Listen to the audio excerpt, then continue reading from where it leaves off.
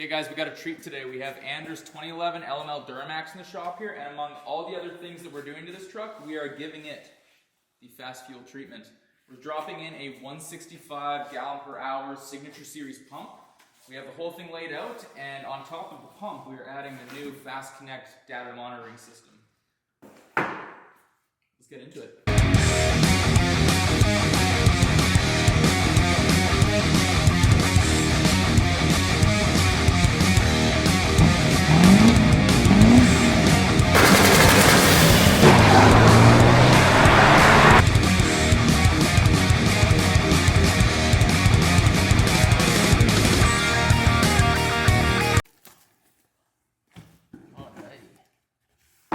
Boxed here, we're going to check out our kit contents.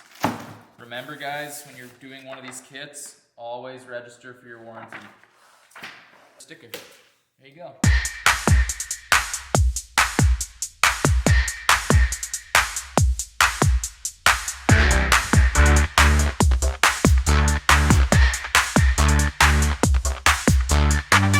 First step with doing this pump setup, I personally like to start with assembling the pump itself and then mounting it in position so I know where all my lines need to go, I know how everything needs to route and how long everything needs to be.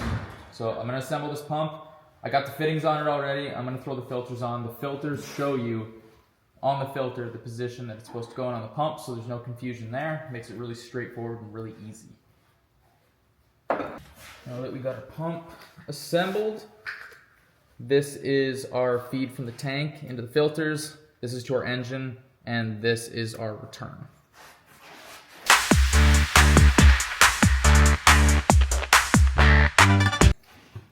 Okay, we got our first bracket on. That's the configuration of the bolts. Your aluminum spacer behind it.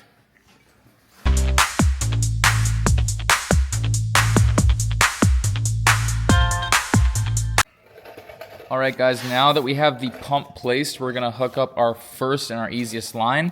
It'll be the pump return, so it'll go from here up to our filler neck, and we're going to take our hose cutters, we're going to cut the filler neck here, and we're going to put this piece in there to run our hose to.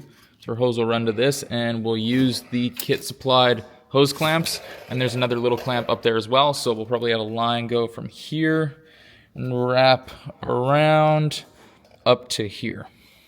Alright guys, now that I got this line in here and routed, we're going to move on to the next portion. I was wrong. This side of the pump, these two lines, the top one is the one to your engine and the bottom one is the one back to your tank.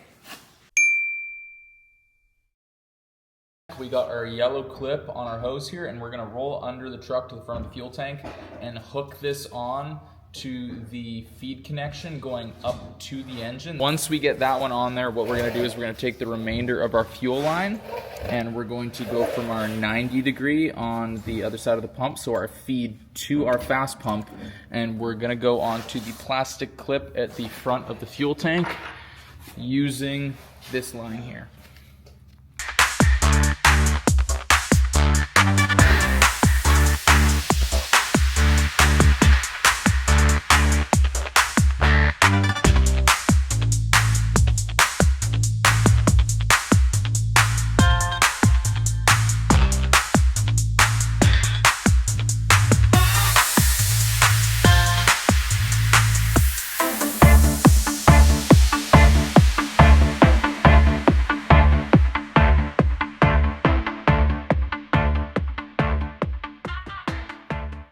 Alright guys, so now we are on to the final part of the install, the wiring harness. It's pretty straightforward. We have our harness end that goes into the FASS pump. We have our constant power, we have our ground, and then we have a keyed fuse power. So when you do the keyed fuse power, what you're going to use is the supplied fuse tap into your fuse box. You're going to put this onto a key on fuse. If you look through your fuse box, it should have a diagram on it or your truck's manual. And don't forget to put your fuse in your fuse holder. It does not come in the fuse holder. You have to take it out and you have to actually physically put it in. So if you put this in and your FASS pump doesn't work, that's probably what's missing.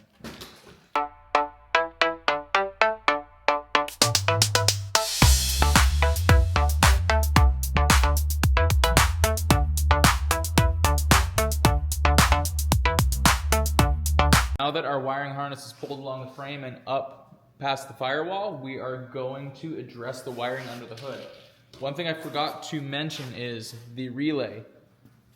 There's a relay piece right here. Remember to put it in, otherwise nothing's gonna work. So easy peasy, just click her in and you can secure it anywhere on the firewall. Unfortunately, I'm not going to be able to hook up the constant power, the ground, and the keyed fuse because the whole underhood of this truck right now is in disarray.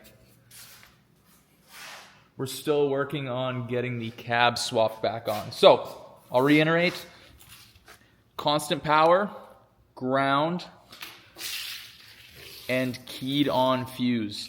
Make sure you get all those in there. If you get them in there, your FASS pump should work great. Priming procedure, what I do for the FASS is I go key on with the filters loose. Make sure they fill up with fuel, or you can prime them by putting fuel in them beforehand. A lot of these trucks are self-bleeding systems, so it might take a couple key cycles to get the fuel through everything so the truck will start. If your truck starts and shuts off, don't worry. Just keep cycling it, keep trying it. It'll eventually fire up.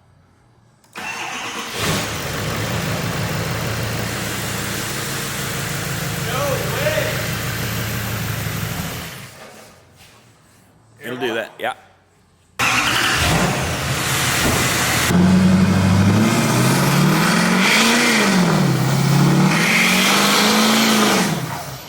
What's up, guys? Finished up my 5-day Duramax swap. We got an inline 8 Duracum. We got a